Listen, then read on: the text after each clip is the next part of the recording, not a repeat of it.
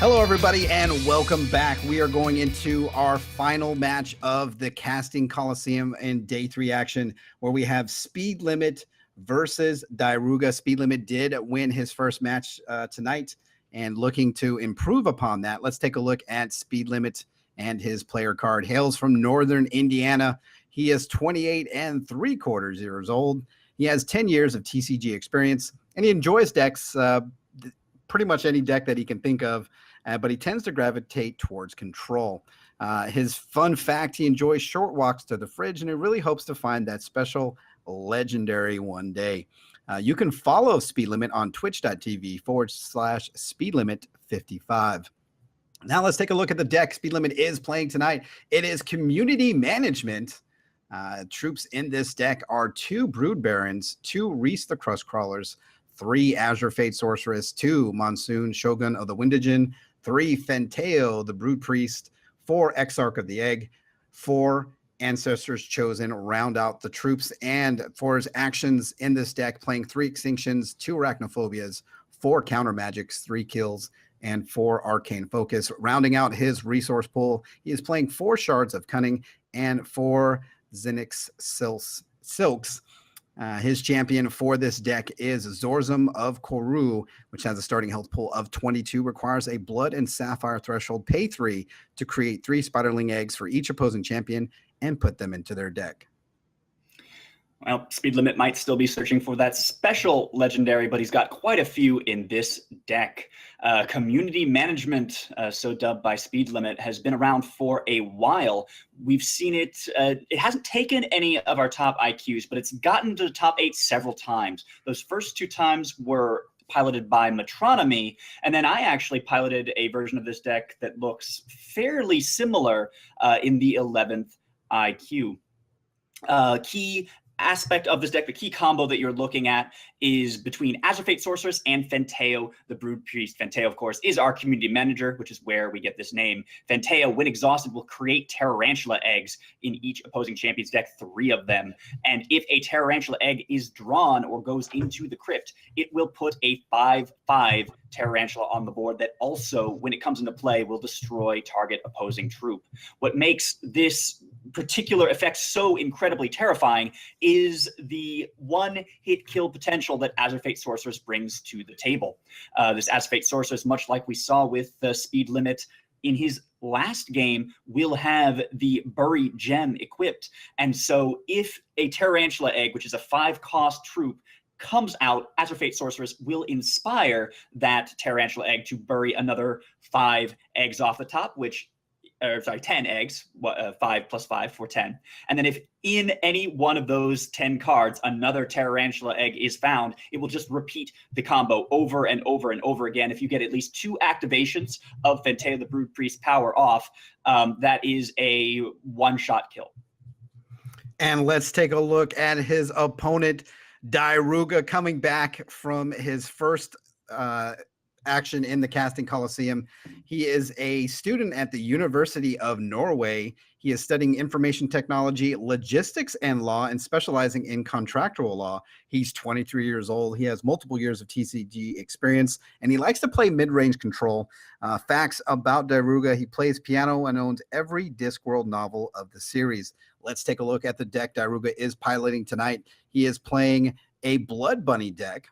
Troops in this deck consist of 3 Profane Ritualists, 3 Wakizashi Ambushers, 2 Disciple of Yazukan, 2 Fenteo the Brood Priest, 4 Shinhair Eulogist, 2 Shroomshaw, 2 Necrophage Sensei, 3 Bloodbearers, and 2 minions of Yazukan. Actions and constants in this deck are 2 Necessary Sacrifice, 4 Blood Aura, 2 Relentless Corruptions, 3 Kills, 2 Wretched Broods, and 2 Call the Graves.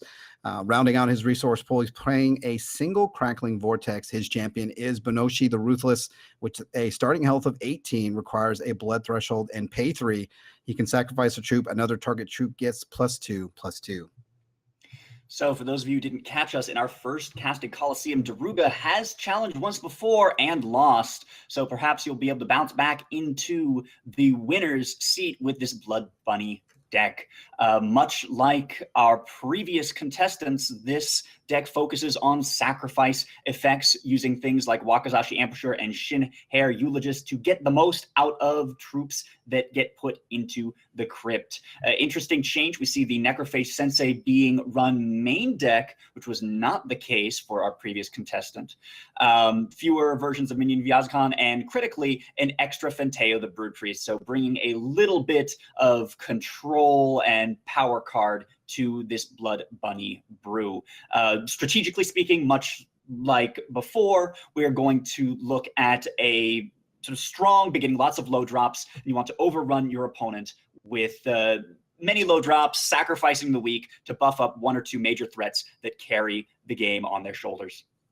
So let's get ready for our final matchup of the night. It's going to be Speedlimit versus Dairuga. Coin toss is won by Speedlimit, so he will play first, and we'll take a look at opening hands for both players. I definitely like this matchup. Should be a lot of fun. Spiders are always fun. Calculating number of eggs in the deck can be tricky for sure. Opening hand for Speedlimit is a Sapphire Shard, a Shard of Cunning, a Silk, Counter Magic, Monsoon, Fenteo, and Ancestors Chosen. We're going to look at starting hand for Dairuga. So Speedlimit has some interesting tech. It's all about adding things to a deck. With Ancestors Chosen, it's about adding good things to your deck, and with Spiders, it's about adding banes or bad things to your opponent's deck. Opening hand for Dairuga is double Blood Shard, double Minion of Vyazakan, a Wakizashi Ambusher, Profane Ritualist, and Necessary Sacrifice. Turn one Ancestors Chosen is definitely not a bad play for Speedlimit. It's highly likely. Sapphire. We'll play a Sapphire. Ancestors Chosen will join the board, and he will pass the turn over to Dairuga. The interesting thing about Ancestors Chosen is that it gets a lot of its value by staying on the board. If Dairuga comes out of the gate swinging, tosses a lot of aggression down, Minions of Vyazakan might be able to provide that. Speedlimit will not want to block, most likely, and that could be the start Dairuga needs. Blood Shard is a draw for Dairuga. We'll play a Blood Shard. Minion of Vyazakan is on the board. Turn passes back over to Speedlimit. Exarch of the Egg is the draw.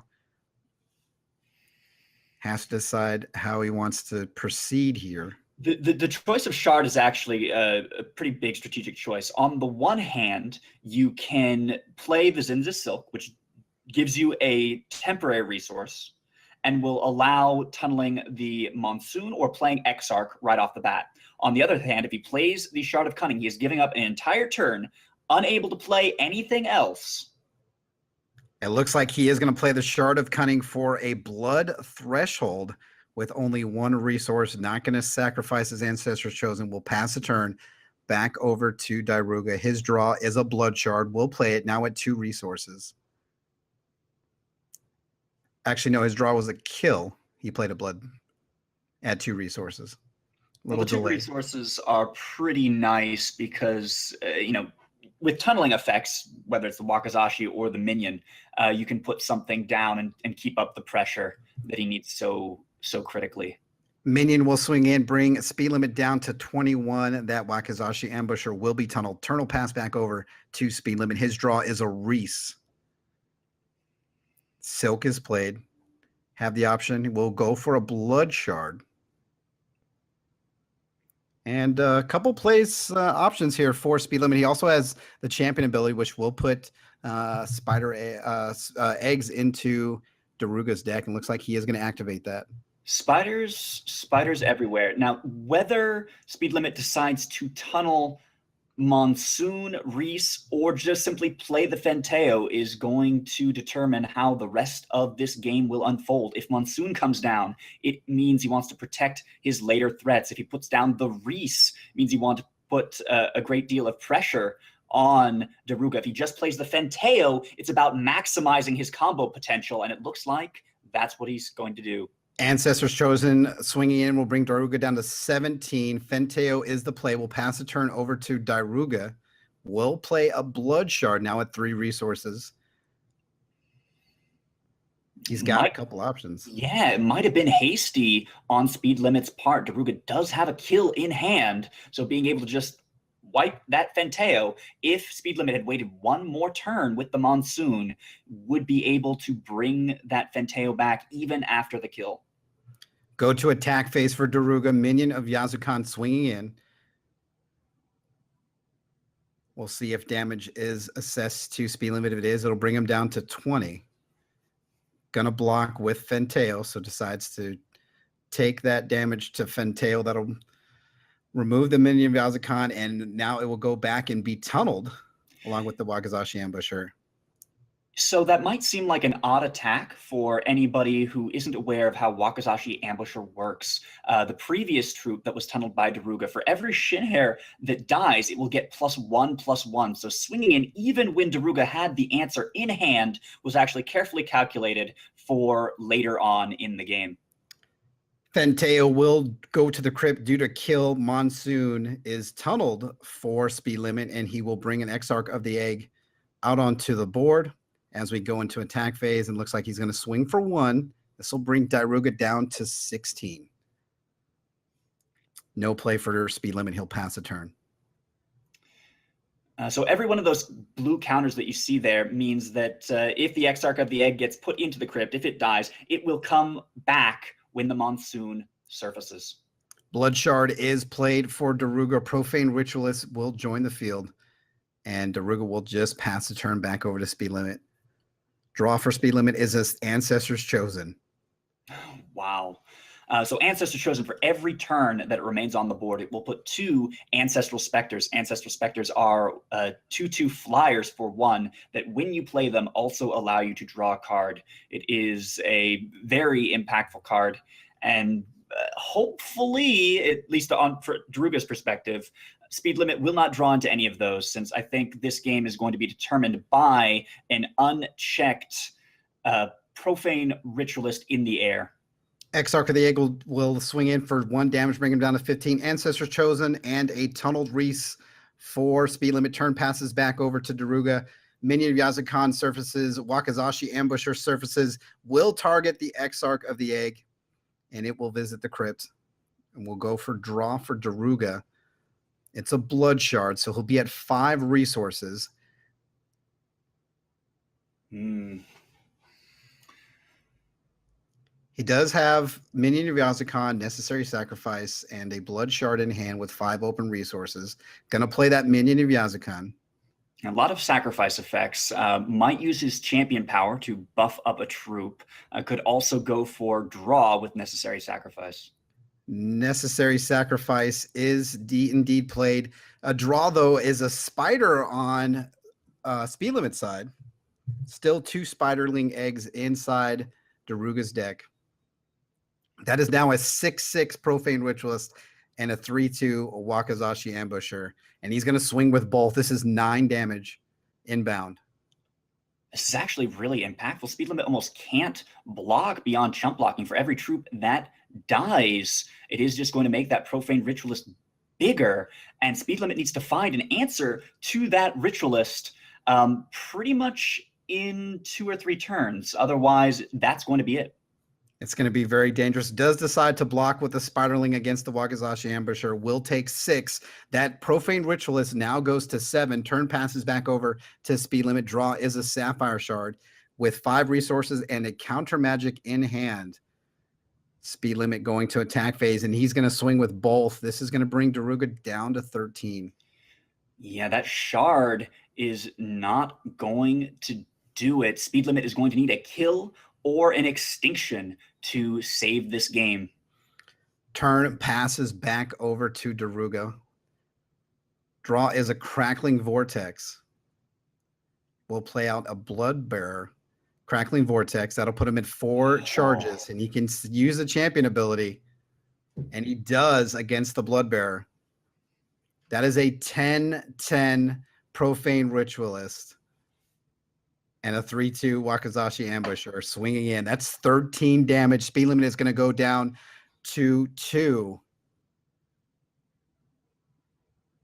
Speedlimit needs an answer here. Draw for Speedlimit is an Ancestor Spectre. It's not an answer, but it does buy him another turn. And he draws another Ancestor Spectre. Draw again, and now it's a blood shard. He'll go up to 4 resources. Activation of his champion ability will put Spiraling Eggs into Dairuga's deck. Did I say a turn? That is turns for days. Every one of those spectral ancestral specters does have Monsoon's Deception counters on them. So he Speedlimit will be able to block the ancestral with an ancestral specter and then have them come back in a turn for even more card draw. Minion of Yazukan comes up once. A second one tries to come up. Counter magic. He needed to counter magic that, or he was going to be dead. He didn't have a way to stop that extra troop. So he does counter the Minion of Yazukan. And it looks like Dairuga has called the grave. So we will be able to bring a troop back from his crypt back into play. He's going to play a Blood Shard, goes to 7 resources. It's a risky decision. Do you use the Call to the Grave now? Or do you capitalize on keeping something important to your victory, like a Profane Ritualist, and if Speedlimit draws into an answer, recouping your threat? That is a 15-15 Profane Ritualist on the board. Here comes Monsoon, which means all those troops with Deception counters are going to come back. We see the spider. We see the draw. He gets 2 Ancestral Specters and a Silk. This here is why Ancestral Spectre was such a powerhouse card in the set 1 meta. We'll play an Ancestral Spectre, draw a card. It's an Exarch of the Egg. We'll play that out. Still has 4 resources remaining and an Ancestral Spectre in hand. We'll play it, draw a card. It's a Sapphire Shard. And we go to attack phase for Speedlimit. Going to swing in with the Monsoon and the Ancestors Chosen. That's 6 damage. That's going to bring Dairuga down to 7. Internal pass back over. Match. Very intense matchup. We're going to see the draw for Dairuga is a Blood Shard. We'll play it, go to 8 resources, does have Call the Grave. A 16-16 Profane Ritualist is nothing to scoff at, but the board on the opposite side for Speedlimit is pretty huge. Yeah, I mean, the thing is, the Ritualist could really be as big as you like, as long as Speedlimit keeps drawing into those specters. If it cannot connect, it doesn't matter. And with 2 Ancestors Chosen on Speedlimit's side, it's a good bet that he's going to find those specters. Wakazashi Ambusher is played. We'll be able to do 3 damage. Probably going to target the Monsoon, and it does. So Monsoon is going to visit the crypt. And we'll see if Dairuga is going to swing. He does indeed, swinging in. 17-17 Profane Ritualist. Ancestor Spectre is going to jump in the way. And with 2 Blood Shards in hand, nothing else Dairuga can do. He'll pass the turn over to Speedlimit.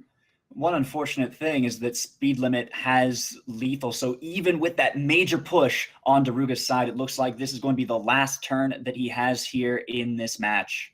Reese the Crushcrawler surfaces. Ancestor Spectre is played. He gets a kill. It looks like Speedlimit's going to go ahead and take care of the only blocker. That it doesn't really matter, though, and this will do it. We're going to go to attack phase. More than lethal on the board.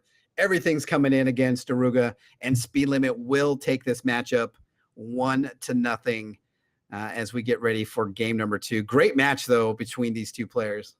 Oh, yeah. Like, Speedlimit has to be so incredibly happy that he drew those Ancestral Specters. If he had not, his top decks would not have been nearly enough to carry him all the way.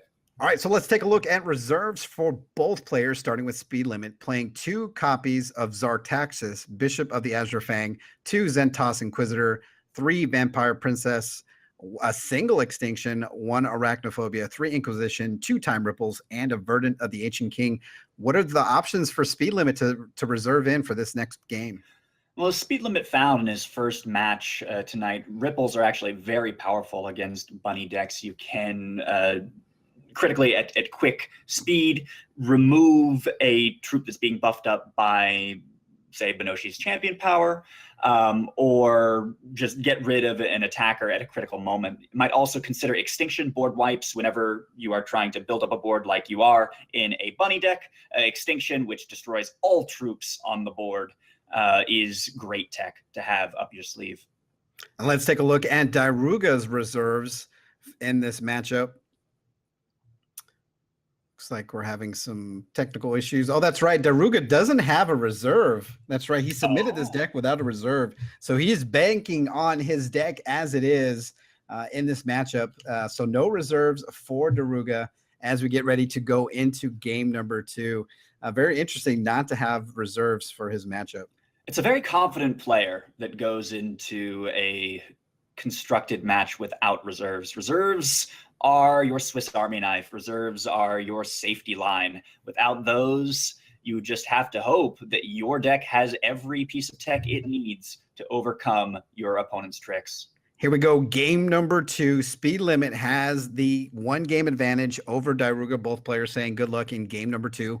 And we'll take a look at opening hands for both players. Dairuga will go first. Opening hand for Speedlimit is Triple Bloodshard, Kill, Brood Baron, Azure Fate Sorceress, and Ancestors Chosen. He will mulligan that down to a Bloodshard, Double Silk, Counter Magic, a Fentail, the Brood Priest, and the Ancestors Chosen. Starting hand for Dairuga is Triple Bloodshard, Blood Aura, Call the Grave, Disciple Yazakan, and Shinhir Eulogist. Will play a Bloodshard, pass a turn over to Speedlimit, who will play a Silk. Looks like he's going to play it for a Sapphire. And a Ancestors Chosen, turn 1 again for Speedlimit. Keeping the second hand was so much more helpful for Speedlimit, especially because of Zinza Silk. Zinza Silk is an Allegiance Shard, which means it does not give Threshold unless you have a Venom in your hand or in play. Bloodshard is the play for Dairuga. Will play a Disciple of Yazakan. Will swing in for 1. That'll ping Speedlimit down to 21 and pass the turn. Draw for Speedlimit is an Arcane Focus. Bloodshard, now at 2 resources, single Blood, single Sapphire. Will use Arcane Focus. Take a look at the top 2 cards of his deck. It's a Time Ripple and a Sapphire Shard. Looks like he's going to grab that Time Ripple. And there you go. Time Ripple, such valuable tech. No, thinking about the shard there. Well, decides to stay with the Time Ripple. He's going to swing in with his Ancestors Chosen. That'll ping Dairuga and take him down to 17. So that was a hard choice for Speedlimit for a moment, because the hope is that you get a second Sapphire for counter magic, but he needs both double Blood and double Sapphire. Blood for the Fentail, Sapphire for the counters. Profane Ritualist is the draw for Dairuga. Will play a Blood Shard. Add 3 resources, swinging in with the Disciple of Yazakan. Ping again to Speedlimit. That'll take him down to 20. And we'll play the Shinhir Eulogist and pass the turn. Oh, he's going to sacrifice before the end of the turn to pump up that Shinhir Eulogist to a 5/5. Draw for Speedlimit is a Brood Baron. We'll use the Silk again for a Blood Threshold. Activation of his champion ability will put Spiderling Eggs into his opponent's deck, and a Fentail the Brood Priest joins for Speedlimit's forces. So it looks like we're going to have not only an early Ancestors Chosen, but an early Fentail as well. Pickup for Dairuga is a Blood Shard. He has quite a few options in hand, and he has a 5/5 Shinhir Eulogist on the board. Interesting enough, he also has Blood Aura in hand. Yeah, the trick is going to be how much pressure does Dairuga want to bring? Any open resources could be a Time Ripple, could be a counter, could be a kill. He's got to keep those answers that Speedlimit might be packing in mind. So every turn when Speedlimit has no resources is a treasure. It is a gift, and Dairuga needs to use those moments effectively. Shinhir Eulogist will swing in for 5, brings Speedlimit to 15, passes the turn. Speedlimit picks up a kill, will activate the Fentail's ability. And we get ready to attack phase. He's going to swing in. This is going to swing in with his Chosen. This is interesting. Will swing in. I think the play here is that Ancestor's Chosen has been on the board for a couple of turns. It's already done its work. If he can tempt Dairuga into blocking, he will have essentially saved his kill and will be able to use that kill on the Eulogist. So there is a block with the Profane Ritualist. Turn passes back over to Dairuga, draws a Blood Shard, is now at 5 resources. 6/6 Shinhir Eulogist on the board will play Wretched Brood. So at the start of this turn, he's going to create a Battle Hopper. He'll take a point of life, and it looks like he's trying to decide if he wants to use the kill or not. Decides not to, and we're going into attack phase. Here comes the Shinhir Eulogist. 6 damage inbound, 2 speed limit. Well, that's a quick action. You have time, so you can wait, see if any buffs are played. You can, hold off and kind of lean back until the last moment when you're actually taking the damage. Kill will take care of the Shinhir Eulogist. Dairuga does have Call the Grave, so he can bring back the Shinhir Eulogist into his hand. And there's several options, though. Shinhir Eulogist is a ground troop. It critically doesn't have evasion the way that a Ritualist does, but it is playable this turn, which might make it more attractive. So Shinhir Eulogist joins back on the board. Shard of Cunning is played for speed limit. He draws his second Fenteo. Going to activate the Fenteo on the board, put 3 more Tarantula Eggs into his opponent's deck. Shard of Cunning is actually really impactful at this point. Having Time Ripple and then also Counter Magic will allow Speed Limit to get rid of this Eulogist. Draw for Dairuga is a Wakazashi Ambusher. Will tunnel that. Still has a Blood Aura in hand. 6/6 Eulogist on the board. And it's going to swing in for 6 damage. It's tough. Does he ripple? If he ripples, he saves himself some damage, keeps himself a little bit safer. But Dairuga still has enough resources to replay the Eulogist. Counter Magic will not be a valid answer to that threat. Shinhir Eulogist goes back into his hand. It costs 3, but he does have 3 resources. So Shinhir Eulogist again visits the board for Dairuga. Turn passes back over to speed limit. His draw is an Ancestral Spectre. We'll play it out. Draw a card. It's another Spectre. And this is why Chosen is so scary. Fenteo will put 3 more Tarantula Eggs in his opponent's deck. Still has 3 resources open. We'll play the second Spectre. Draw is a Blood Shard. That puts him back for Counter Magic. And he'll pass the turn back over to Dairuga. I think Dairuga at this point needs some form of removal to get through this Ancestral Spectral wall. If he can dodge all the Tarantulas that have been put into his deck, he does still have, I think, a more commanding board. So swinging in on attack phase with that Eulogist, Ancestral Spectre will chump block here. Going to activate Blood Aura. So that will make it a 7/7 troop with life drain. Speed limit having to decide if he wants to counter this. I think we're going to take a sort of macro view of the match. Dairuga is frantically trying to push damage. With every turn that Fenteo the Broodpriest stays on the board, the chances that Dairuga will pull into basically an endless swarm of Tarantulas just increases every single turn. The final card for Dairuga is played. It's that Shroomshaw. He'll pass the turn back over to speed limit. It's a Shard of Cunning. He'll play it out, has the choice between Sapphire and Blood Threshold. We'll go Sapphire. And this is where things get really ugly. Brood Baron, if it is played, will double at the start of Speed Limit's turn every single egg that is in Dairuga's deck. Activation of Speed Limit's champion ability will put 3 more eggs, or put eggs into Dairuga's deck. Brood Baron is played. Activation of Fenteo will put 3 Tarantula Eggs into Dairuga's deck, and he is just going to pass the turn. We'll take a look at the draw for Dairuga. It's a Blood Shard, no other card in hand, so it's 6 resources, but no cards in hand. So he's in top deck mode, but he does have a 7/7 Shinhir Eulogist with life drain on the board.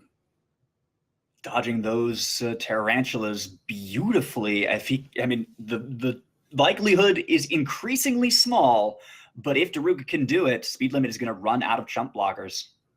He's going to activate his champion ability. That is a 10/10 life draining Shinhir Eulogist inbound with the Shroomshaw. This is going to be a lot of life gain for Dairuga. Going to block with that Spectre, block with the Brood Baron, and that'll take Dairuga up to 31 health. Brood Baron, though, we're going to see if Brood Baron is going to do any work for Speedlimit when the turn passes back over. That is the end of Daruga's turn. He's going to activate Brood Baron's ability. Now, a clever little trick is that this does actually go on the chain, so you can activate Fenteo ahead of time to get 6 eggs in with a single activation. And that's what he did. He activated Fenteo. Draw is a Blood Shard. Will play it out. Has a Fenteo and Counter Magic in hand. Now, Counter Magic can be used when a tunneled troop surfaces. He's going to play his Fenteo to leave up a blocker. His Fenteo on the board is going to go into the crypt. He'll pass the turn back to Dairuga. We'll see if we see any eggs. Wakizashi Ambusher and Disciple of Yazukan join the field. Looks like Counter Magic's going to take care of the Wakizashi Ambusher. All right, so the focus is on, there it is. There it is. A Tarantula egg off the top is going to take care of that Shinhir Eulogist. The other draw is a Blood Bearer. So what a top draw, what a top deck in favor of Speedlimit with that Tarantula. Yeah, I can't help but feel like this might be the beginning of the end. Dairuga's deck is bursting at the seams with, oh my god, so many legs. Disciple of Yazukan's going to ping Speedlimit, bring him down to 14. Start of Speedlimit's turn, he's going to activate Brood Baron and Fenteo on the chain. So more Tarantula eggs in the deck, more eggs in general in the deck. He's now at 133 cards in his deck, and this is going to get out of control really quickly. And in favor of Speedlimit, we're going to see a swing with the Brood Baron and the Tarantula. That's 8 damage inbound. Another critical thing to note is that Brood Baron, if an opponent's deck ever becomes 250 cards, if you put 250 cards worth of spiders into somebody's deck, it will instantly kill the opponent. I believe the text reads destroy. So even if Dairuga manages to dodge those tarantulas somehow, he is still on a very short clock. He needs to find an answer for that Brood Baron. Needs to find an answer. He hard casts his Monsoon, will pass the turn over to Dairuga. Gets 2 more Tarantulas, and Speedlimit is going to target that Disciple of Yazukan and a Battle Hopper. Gets a 3rd Tarantula egg and a Spiderling, so another troop is going to fall prey to the Tarantula. Another Spiderling. The eggs are coming out of the woodworks. Another Tarantula. This is bad business all the way around for Dairuga. The chain continues. The chain continues. Oh. And even though Dairuga has 29 life, that is not going to matter here shortly. Yeah, it's not a lot when your opponent has 5 5/5s on their side of the board. 6 5/5s. 6 5/5s. Brood Baron continued to do work with Fenteo. That's a 12/12 Necrophage Sensei and a Blood Bearer. Going to activate Brood Baron on Speedlimit's turn. Activation of Fenteo will also help increase. He doesn't do it though. Exarch of the Egg is the draw for Speedlimit. We'll play it out.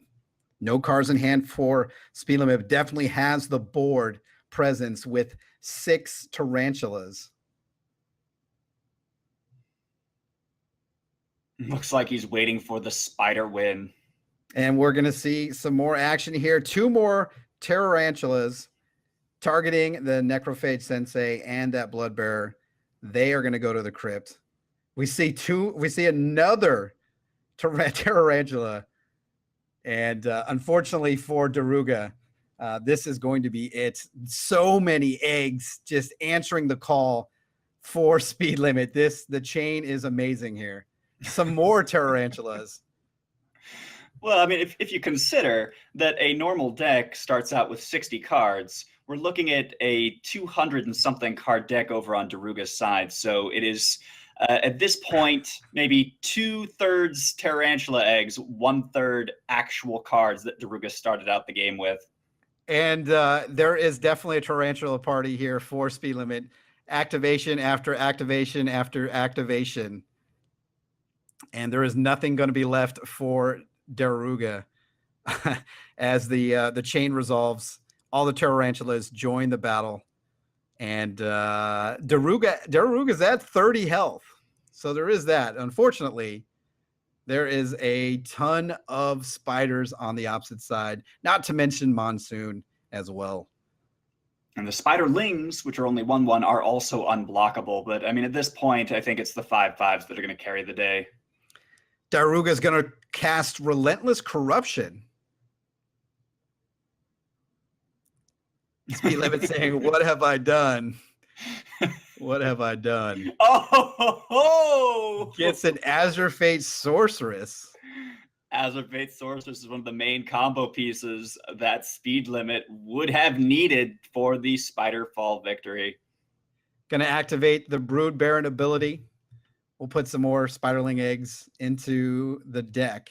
And that should reach the critical mass to destroy Dairuga. It does. Oh, that is something you don't see every day. A Brood Baron doing enough egg creation to destroy his opponent. And that is it. Speed Limit has defeated Dairuga in our final matchup of the Casting Colosseum. What an exciting match there, and especially to culminate with a Brood Baron in that final game and to destroy his opponent with 250 or more eggs. What a great matchup tonight, Dino.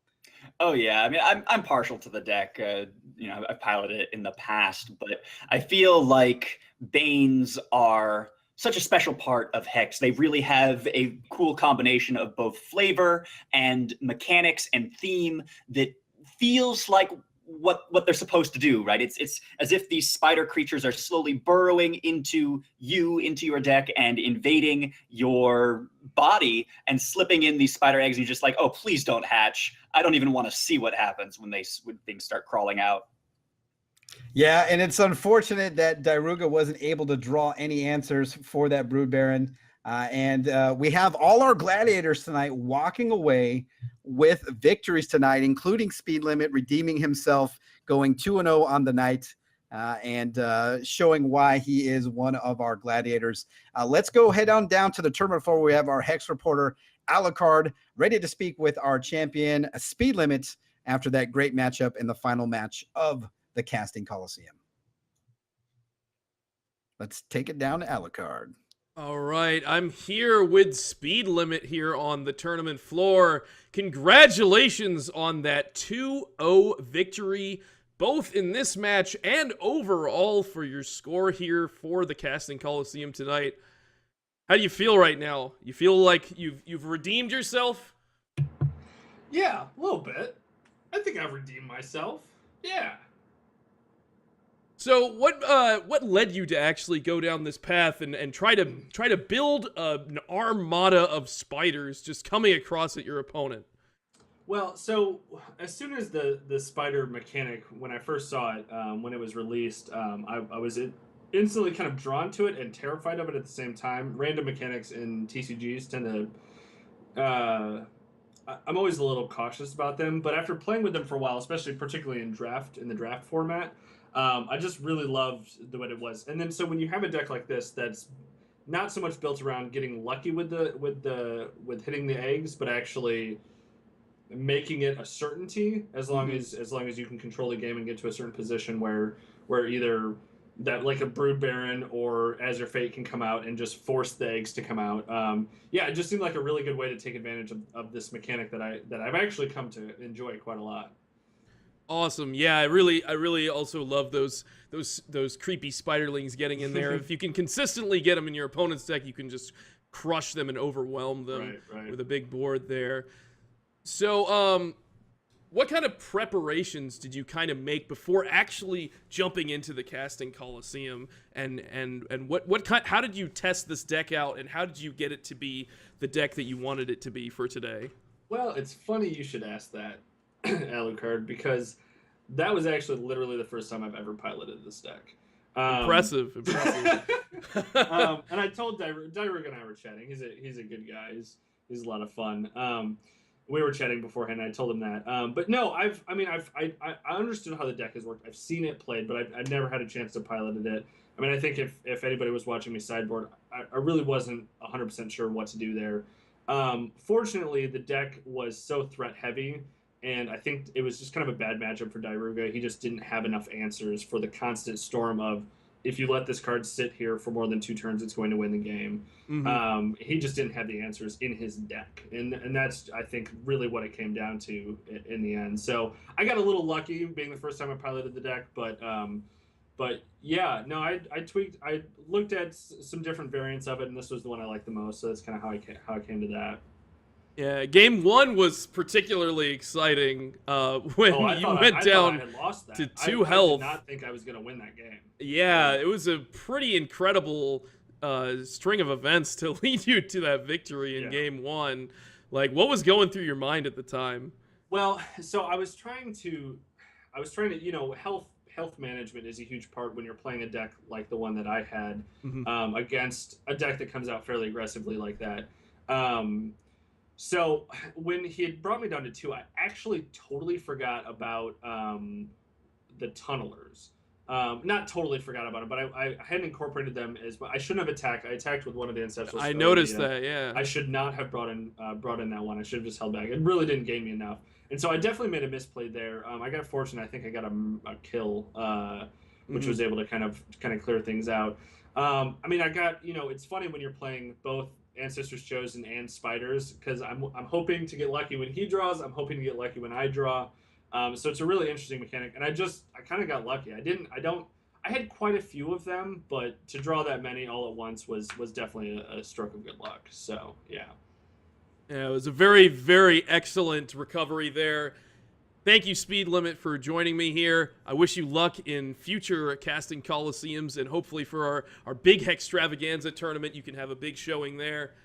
We're going to take it back to Snake and Dinotropia and up at the booth, and we will see what they have to say about the conclusion of this casting Colosseum. All right, Thanks, Alucard. So we had 3 exciting matchups tonight with the Gladiators taking it all, Speedlimit defeating Jacqueline, and of course, as our last matchup against Dairuga and Triple Z taking out Nemelix. But all in all, though, some really, really great matchups, great, exciting competition between our Gladiators and our competitors, and some great prizes won by all. Again, Dino, what did you think of tonight's matches? I enjoy when we have decks that present the unexpected, whether that is a combo deck or something like a Bane mechanic where we're waiting and just hoping that the top deck isn't going to be the end for you. All TCGs, all games, no matter what archetype you are playing, has some element of chance, but the games that leave you on the edge of your seat, like the ones we had today, Speedlimit narrowly eking out a win at 2 health, those are the ones that we remember.